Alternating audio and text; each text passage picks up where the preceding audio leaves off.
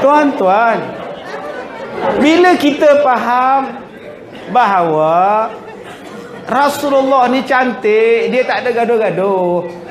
Tuan-tuan nak buat 20 buatlah, tak salah. Nak buat 8 pun buatlah. Sebab ada orang yang kata salah bila buat 20 masuk neraka kau, tahu betul? Apa pula kau masuk neraka? Kalau aku buat masuk neraka, Imam Mekah masuk neraka lah. Kita bulan Ramadan kita buat umrah, berapa rakaat tarawih di Mekah?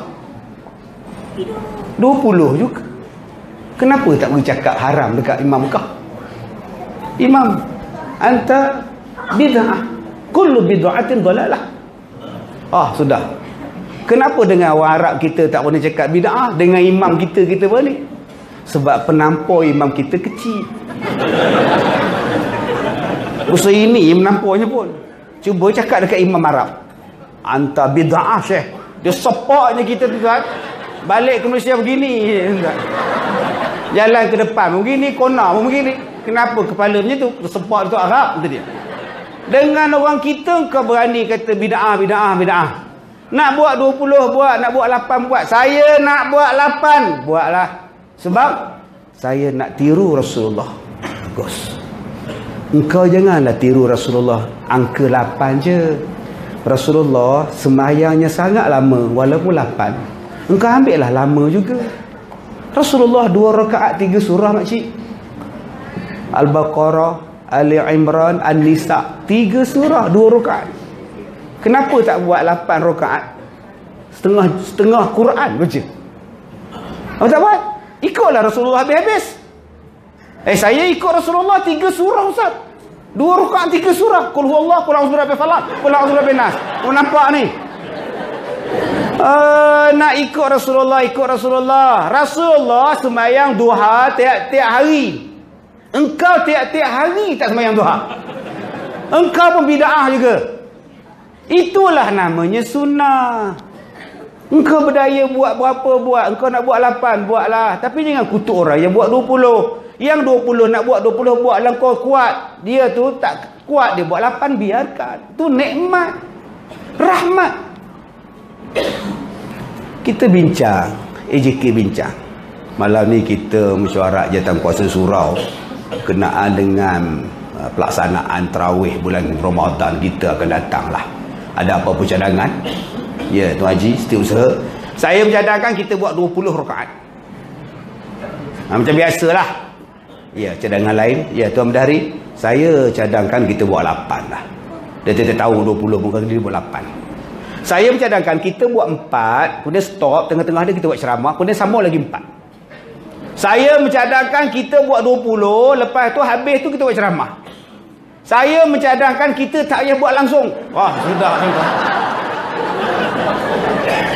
Saya sebagai pengurusi surau, saya kena hormat orang. Buat 20 pun bagus. Saya setuju. Kalau besok cuti, malam ni kita buat 20 sebab besok kita cuti. Balik awal pun nak buat apa cuti? Kita buat 20 rakaat. Bagus. Yang 8 tu pun bagus, tapi kita panjangkan sikit. Janganlah tiap-tiap kali rakaat inna a'tayna qul huwallahu, qul a'udzu birabbil falaq, qul a'udzu birabbin nas.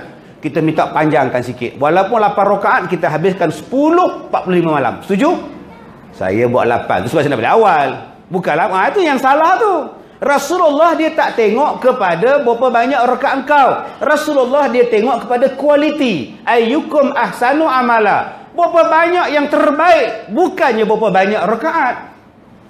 Sebab ada kata saya buat 20, saya terbaik. Berapa minit? 5 minit. Astaghfirullahalazim. 20 rakaat 5 minit. Itu di Indonesia. Keluar dalam TV. 20 rakaat 5 minit, tuan bayangkan. Allahu akbar. Assalamualaikum. Allahu akbar. Assalamualaikum. 5 minit. Ada Rasulullah macam itu. Tak sampai 10 minit dibelaslah hanya 20 rakaat. Tak kena tu tuan-tuan. Jadi jangan gaduh-gaduh. Sikit-sikit nak gaduh, sikit-sikit nak gaduh. Kita ikut cara Rasulullah. Ustaz, itu sebab saya ikut cara Rasulullah. Ustaz, apa? Saya semayang tak ada selawat-selawat bila tarawih Ustaz. Saya tak ada selawat-selawat Ustaz. Saya ikut cara Nabi Ustaz. Saya jawab, saya pun ikut cara Nabi juga. Tak ada selawat-selawat. Tak adalah semalam saya semayang tempat Ustaz. Ustaz selawat. Tak adalah, mana ada. Bohong. Saya semayang belakang ustaz. Ustaz sendiri sebut selawat. Saya tak selawat dalam semayang. Saya selawat dah habis semayang. Biar betul abang, jangan fitnah saya. Sembahyang itu bermula daripada Allahu Akbar sampai Assalamualaikum warahmatullah. Bila dah salam, itu bukan habis, bukan sembahyang dah. Assalamualaikum warahmatullah. Assalamualaikum warahmatullah. Dah habis sembahyang. Apa nak buat? Terpulang. Nak korek hidung, korek lah. Assalamualaikum warahmatullah. Assalamualaikum warahmatullah. Gatal hidung, korek. Habis jari ni, gini korek dalam ni. Dah habis semayang, lantak kau lah kau nak korek pun, keluar kot mata jari dia. Punya dalam dia korek. Tiba-tiba ada orang datang sebelah, dia baru sampai. Allahumma salam. Kita pun pasti dekat dia pula. Apa yang penting kerja sama. Udah hamba Allah tu lepas salam, sapu muka pula. Elok lah tuan-tuan.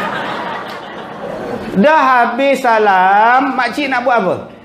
Makcik nak minum air pun boleh. Dah habis semayang. Assalamualaikum warahmatullahi wabarakatuh. Degak. Yang tak boleh makcik tengah-tengah semayang. Dia letak dalam poket tu imam tu. Ada straw lagi. Ghairil maghdubi alaihim waladdallin. Amin. Yang tu yang salah. Saya berselawat dah habis salam. Assalamualaikum warahmatullah. Dah habis. Allahumma salli ala Muhammad. Dah habis. Pantai lah. Di mana bid'ahnya?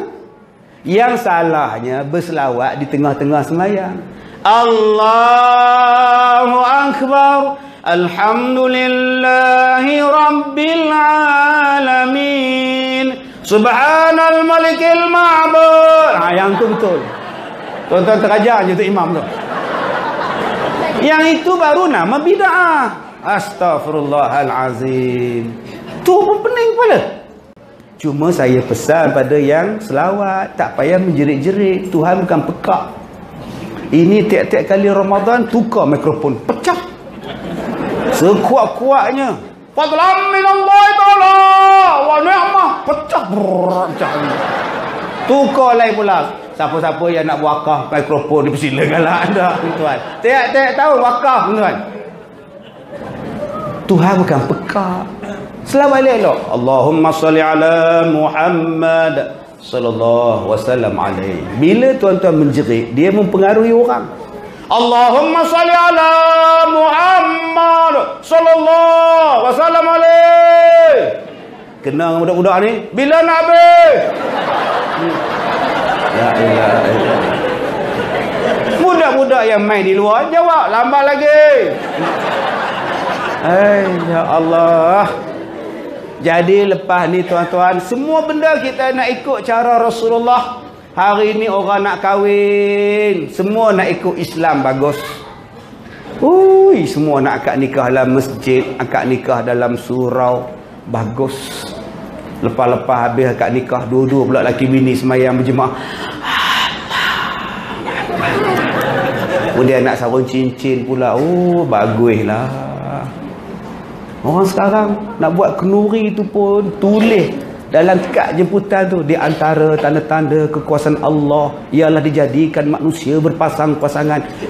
Cantiknya ayat. Semuanya ikutlah sekarang ni. Cantiklah hari ni orang menikah. Bersanding-sanding ni tak ada dah. Tak ada dah nak tak tahu nak cakap lah hari ni kahwin bagus lah. Semuanya ikut rumah tangga yang bagus. Buka puasa cara Rasulullah, cantik kita. Kita hari ni buka puasa makan kurma, minum air dulu. Lepas tu semayang maghrib. Kenapa? Kita ambil style Rasulullah lah. Boleh. Orang tanya pada saya, boleh Ustaz makan kurma, minum air zam-zam ke air kosong boleh tak? Boleh. Pergilah. Tapi pastikan dah lauk yang dihidang tu ditutup. Setengah orang lauk yang dihidang nak makan dah dihidang siap-siap. Pengurusi surau pula umum. Dia minta kepada semua jemaah makan kurma dan minum je ya. Nasi selepas sembahyang maghrib baru kita makan. Harap bagi kerja sama ya. Agak-agak tuan-tuan, kita dah makan kurma, kita tengok ayam masak merah. Sedap nampak ni. Apa saya aku 3 ketul sana 4 ketul pula. Oi, ini jelatah mu ada. Bila dia sembahyang maghrib agak-agak khusyuk tak? Ha. Yang sah pertama khusyuk tak? Allahu akbar. Ramai malam ni. Silap duduk depan. Lambat ni habis. Yang sah belakang ni pun tak khusyuk. Sik baik aku belakang lah. Habis salam turun dulu, lambat leboh kata dia. Yang paling khusyuk sekali tu imam. Allahu akbar. Takkan dia orang tak simpan. Itu yang imam. Slow, subhanallah. Dia tahulah orang simpan meja kat dia. Kalau dah hidang, belasah je. Makan je, bagi puas hati. Kalau nak makan kurma dulu, simpan lauk. Nanti lepas sembahyang, baru makan. Baru hidang. Supaya menjaga hati. Rasulullah suruh kita menjaga hati. Ni akak-akak cuba tengok kita hari ni pakai tu telekung. Orang dulu-dulu dia jaga hati. Sebab tu telekung putih. Orang kita sekarang, ustaz kita ni dia terlebih fikir. Pasal putih-putih je pasal. Pakai warna-warni pun boleh. Oh, dengar ustaz cakap macam tu, bawa keluarlah stok pada rumah. Macam-macam telekung warna-warni, warna renda sana, renda sini, Vietnam sana, Vietnam sini. Orang perempuan dia tak boleh tengok bunga-bunga. Bila sembahyang dia tak khusyuk. Allahu akbar. Cantik mana benda ni? Cantik ini. Yang sembahyang pakai telekung cantik tu pun dia cakap apa? Mesti dia orang tengok, mesti dia tengok. Sebab tu ulama-ulama dulu dia kata pakai telekung putih, diam semua, tak payah tengok, sama je kata dia. Ya Allah, sebab orang perempuan dia pantang tengok yang cantik-cantik, dia akan tanya punya. Dah habis salam je tak ada belah kiri tu pegang. Kat mana ni? La ilaha illallah.